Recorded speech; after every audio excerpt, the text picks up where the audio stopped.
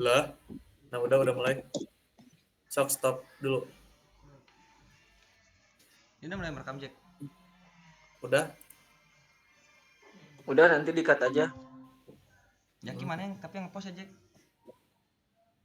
Nah, Da folderna aduh. kumaha cek lu ripuh pisan sejak nu ngiri nu ngepost kan payang lagi di mana Pak Ik. Ngepostnya di mana emang? Oh, mana we YouTube ke goblok. YouTube. Ya ayo. Gerak. Sok. Oke baik, bismillahirrahmanirrahim. Assalamualaikum warahmatullahi wabarakatuh. Waalaikumsalam warahmatullahi Waalaikumsalam wabarakatuh. warahmatullahi wabarakatuh. Baik, selamat malam. Pak Wildan selaku dosen pengampu mata kuliah pemrograman website dan pemrograman berorientasi objek. Selamat malam juga rekan-rekan. Baik, sebelumnya saya perkenalkan diri, nama saya Faik Muhammad dan rekan saya Muhammad Bintang Hikmatullah dan Tegar Zaki Hakim. Jadi kami bertiga di sini ingin membuat video penjelasan terkait website kami, yaitu website sebagai mini project dari tugas akhir mata kuliah yang diampu pada semester 3 ini, yaitu pemrograman website dan pemrograman berorientasi objek. Jadi kami akan menjelaskan secara struktur komponen pada website kami ini. Mungkin bisa dimulai aja Jaki langsung dari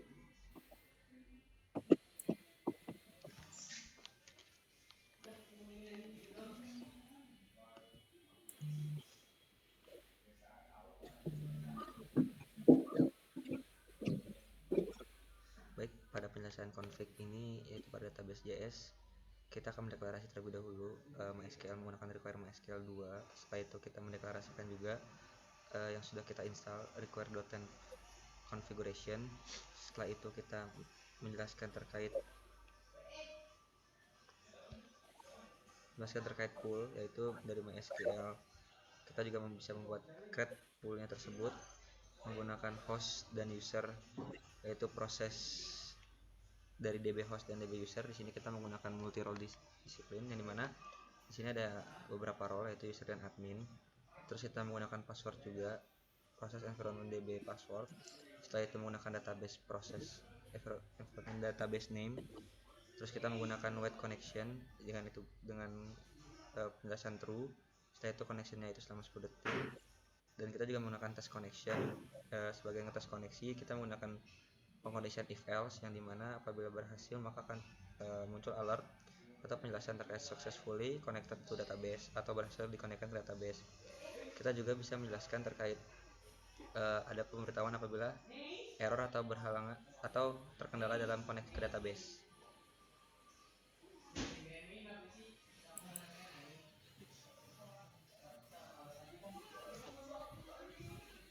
Lanjut ke di sini kita di folder controller kita membuat dua file, yaitu ada out controller dan kapal controller, yang dimana out controller ini berfungsi untuk menjelaskan secara keseluruhan dari controller dari website ini.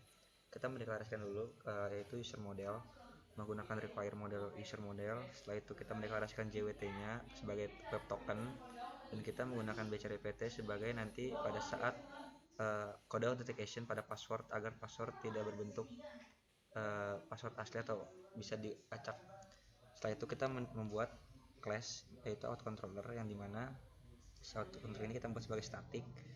Terus jadi nanti user dan admin ini diminta untuk masukkan username, password, dan role-nya. Maka setelah dibuat, pada saat tampilan ke web akan ketahuan bahwa orang yang login ini apakah user atau admin.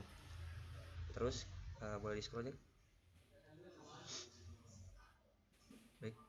Terus ini juga kita membuat static pada login, yang dimana pada saat login si user atau admin ini diminta hanya untuk masukkan username dan password, karena kita akan menggunakan user model find by username.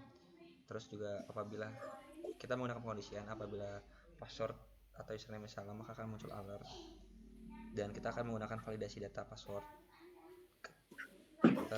Boleh dilanjut Jack. Nah, pada bagian kapal controller ini kita mendeklarasikan kapal model sama seperti out controller tadi, namun ini kita membuat sebagai kapal model.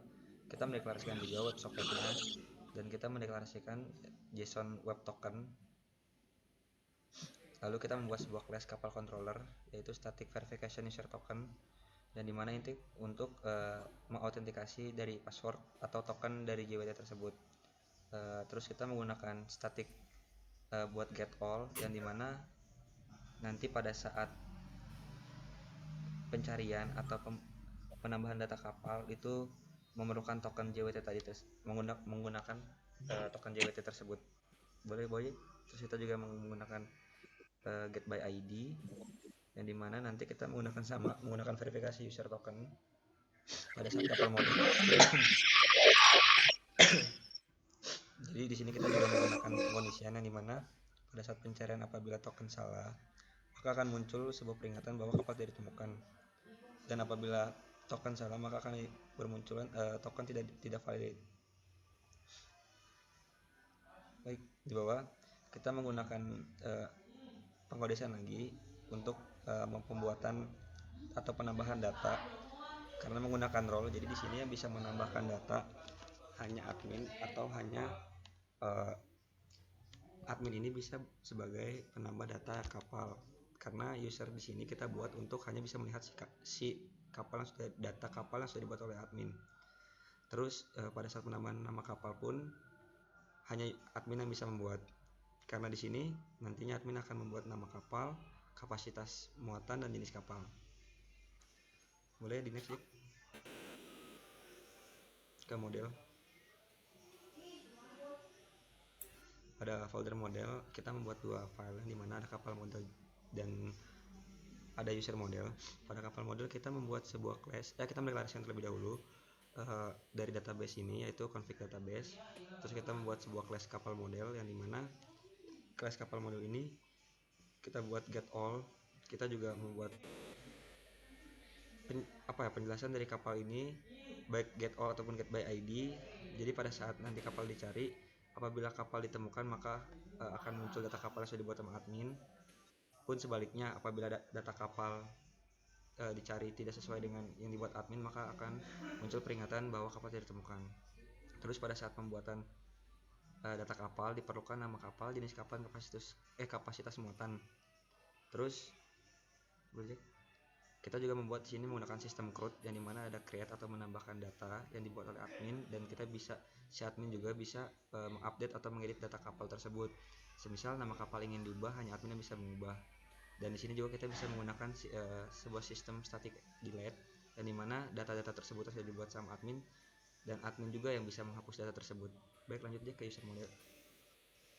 Nah, pada user model ini dibuat lebih simpel atau lebih ringkas. Kita hanya perlu mendeklarasikan database yang sama.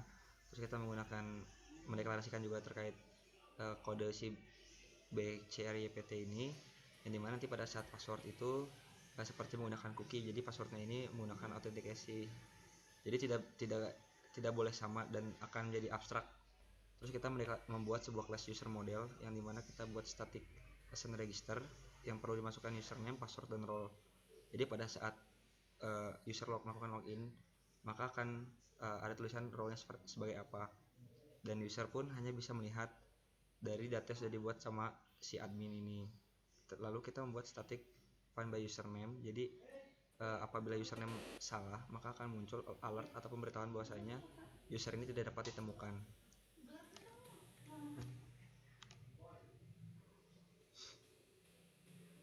Baik, mungkin penjelasan selanjutnya akan dijelaskan oleh Muhammad bin Hikmatullah.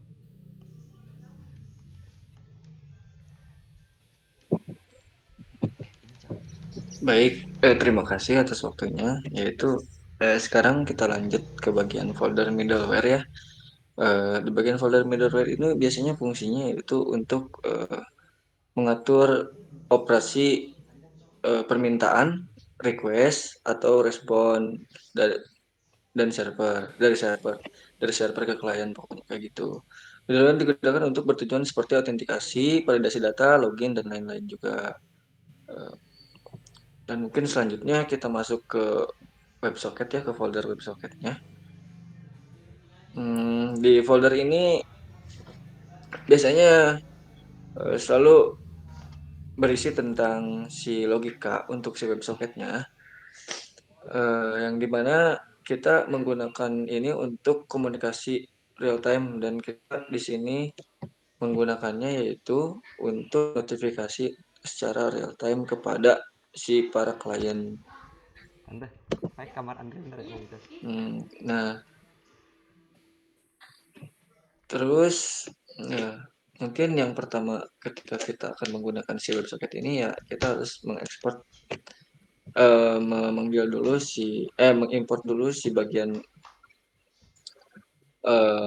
apa require yang harus digunakan itu si WebSocketnya tersebut.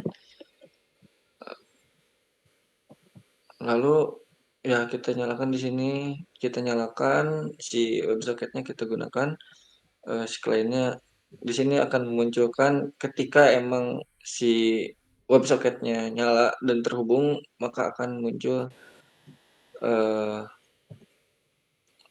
selamat muncul data kapal dan mungkin selamat datang tuh. Lalu ketika nanti di tengah-tengah ada perubahan dari admin kepada para klien, jadi nanti akan ada namanya notifikasi yaitu sesuai apa yang diubah atau yang dihapus.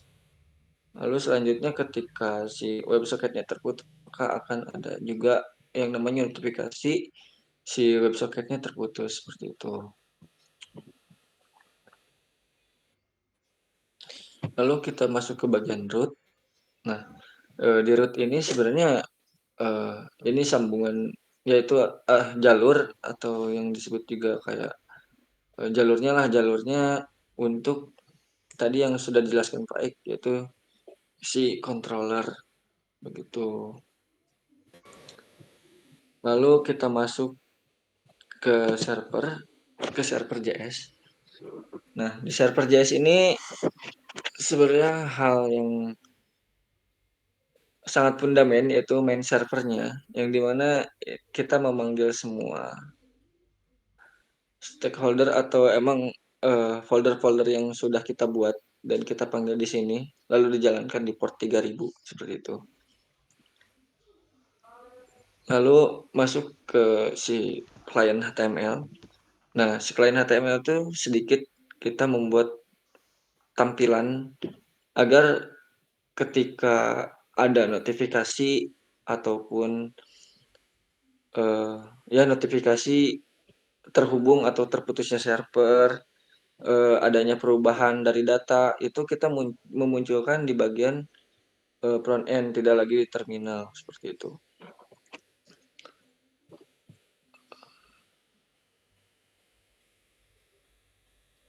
Mungkin untuk sedikit uji coba bisa dilanjut oleh Jaki. Terima kasih. Baik, terima kasih Bintang atas waktunya. Di sini kita langsung saja mencoba aplikasinya. Di sini yang pertama kita masuk ke terminal. Di terminal kita ketikkan node server untuk menjalankan webnya. Dan ini untuk tampilan awal dari si website tersebut jika sudah menjalankannya dengan kata Faik dan Bintang tadi, maka di sini akan muncul kalimat terhubung ke server WebSocket. Dan ini untuk tampilan awalnya. Yang pertama kita masuk ke request REST dan kita akan mencoba di sini membuat akun admin terlebih dahulu. Untuk aplikasi yang kita gunakan yaitu Postman. Yang pertama kita lakukan adalah memasukkan alamatnya di sini yaitu localhost 3000 register dan kita masukkan kodenya untuk membuat akun. Di sini kita masukkan username-nya yaitu admin 2 dan untuk passwordnya admin 123 dan admin kita buat send. Maaf.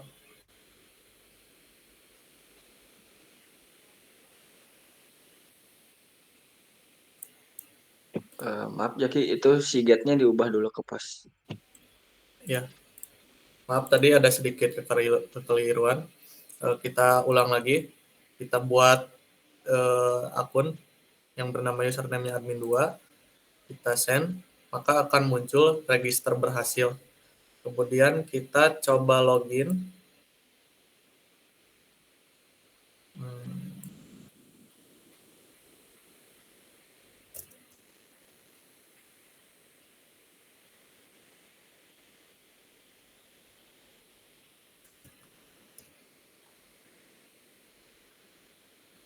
Kita coba login. Maaf, di sini ada sedikit kesalahan lagi. Kita coba login, dan untuk tampilan login seperti ini berhasil. Dan ketika kita login, maka kita akan diberikan token seperti ini. Lanjut, kita akan memasukkan data kapal.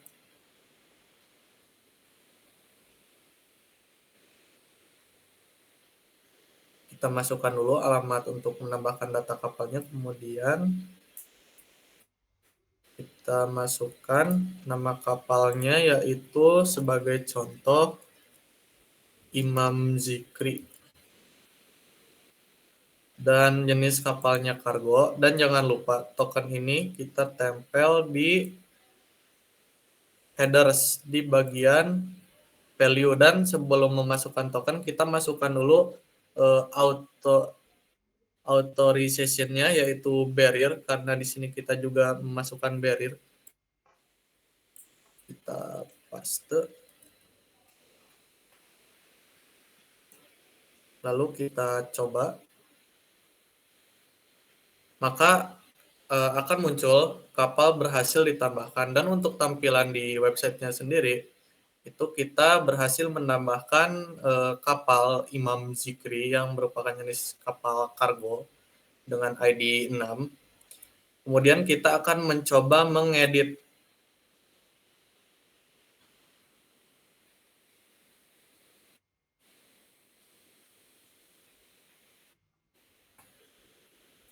di sini. Kita coba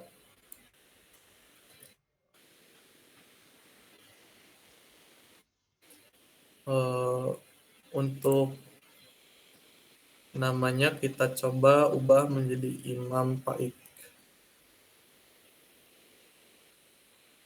Kita coba, dan untuk editnya berhasil. Yang tadinya Imam Zikri berubah menjadi Imam Faik. Untuk tampilannya seperti ini. Kemudian kita masuk ke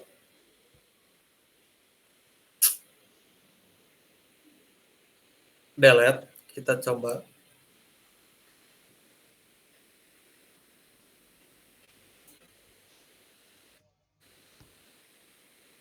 Kita ubah dulu, karena tadi ID kapal kita yaitu 6, maka kita di sini masukkan 6.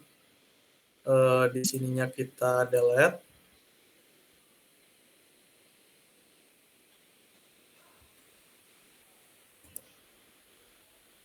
Kemudian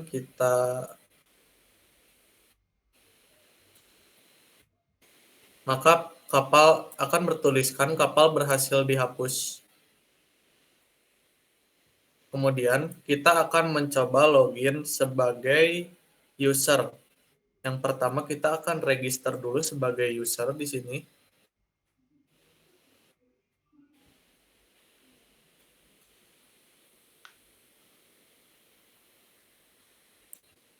Kita login membuat registrasi sebagai user 4 semisal. Kita coba. Dan registrasi akan berhasil. Lalu kita akan coba login sebagai user.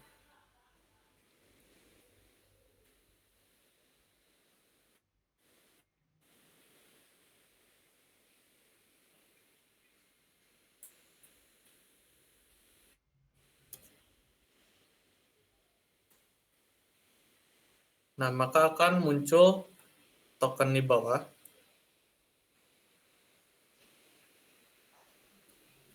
Kemudian kita akan mencoba memasukkan data kapal.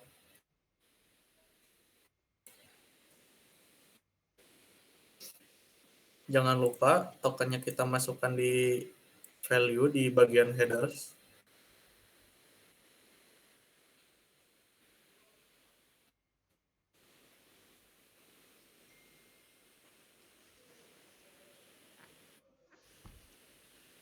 Kemudian kita coba send.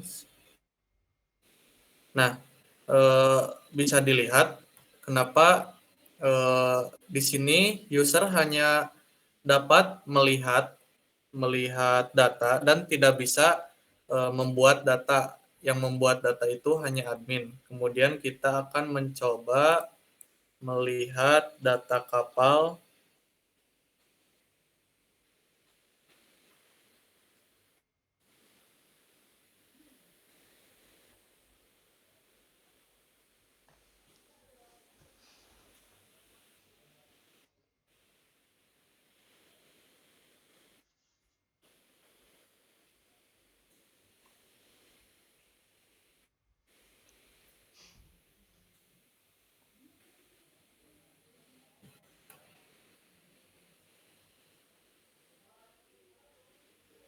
Maaf, ini Bintang.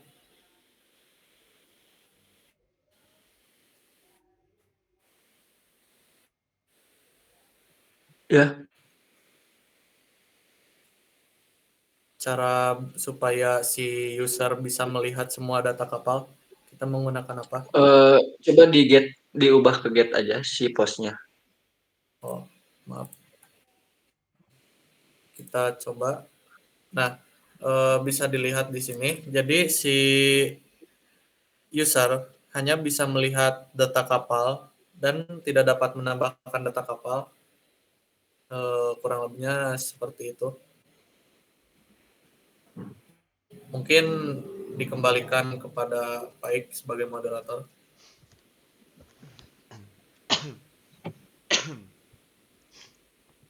Oke, baik. Jadi cukup penjelasan dari tugas akhir mini project dari kelompok kami. Mungkin saya akan mengulas secara singkat dari mini project kami ini. Jadi di mini project kami kali ini kami membuat sebuah website yang dimana kita menggunakan multiple role, yaitu ada admin dan user, yang dimana si admin ini bisa menambahkan data, mengedit data atau mengupdate data, dan mendelete data. Dan si user ini pun hanya bisa melihat data karena kita menggunakan sebuah pengkondisian. Jadi kita bagi role yang tadi saya jelaskan sebelumnya, dan kita juga membuat si sistem CRUD pada website ini. Terus kita juga menggunakan JWT token, jadi dimana si JWT token ini berguna untuk pada saat melakukan registrasi atau sebelum login ke sebuah website kami ini. Jadi si admin atau user ini pada saat pembuatan akun akan diberikan sebuah kode autentikasi dari JWT agar bisa akunnya ini verifikasi. Jadi kurang lebihnya mungkin saya minta maaf pada penjelasan kali ini, atau apabila ada audio yang kurang jelas ataupun penjelasan kami yang masih belum maksimal. Mungkin kurang lebihnya mohon maaf. Wassalamualaikum warahmatullahi wabarakatuh. Waalaikumsalam warahmatullahi wabarakatuh.